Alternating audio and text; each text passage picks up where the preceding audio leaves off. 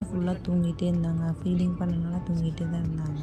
ஆனால் வரும்போது பார்த்திங்கன்னா தூங்கவே இல்லை. வேடிக்கை பார்த்துட்டு சேட்டை பண்ணிகிட்டே இருந்தாங்க. ஒரு வழியாக பெங்களூர் ஏர்போர்ட்டுக்கு வந்துட்டோம். இந்த இதில் வந்துட்டு ஒரு பாப்பாவுக்கு வந்து விளையாண்டுருந்தாங்க. உடனே இவங்க பார்த்துட்டு அவங்களும் விளையாடுறேன்னு சொன்னாங்க. அதனால் நான் போய் ஒன்று எடுத்துகிட்டு வந்து அவங்கள உட்கார வச்சு அங்கேயும் இங்கேயும் தள்ளிட்டு அப்படியே சாப்பாடு ஊட்டி விட்டுட்டு இருந்தோம்.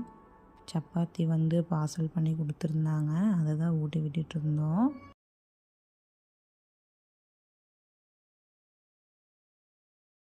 ஆல்ரெடி ஃப்ளைட்டுக்கு வந்து 2 to 3 ஹவர்ஸ் நாங்கள் வெயிட் பண்ணிகிட்டு இருந்தோம். இதில் வந்து என்னடா டைம் ஆயிடுச்சு இன்னும் ஃப்ளைட் வரலன்னு போய் கேட்டப்போ இன்னும் ஒரு 1 ஹவர் ஆகும், ஃப்ளைட் வந்து டிலே ஆகிடுச்சு அப்படின்னு சொல்லிட்டாங்க.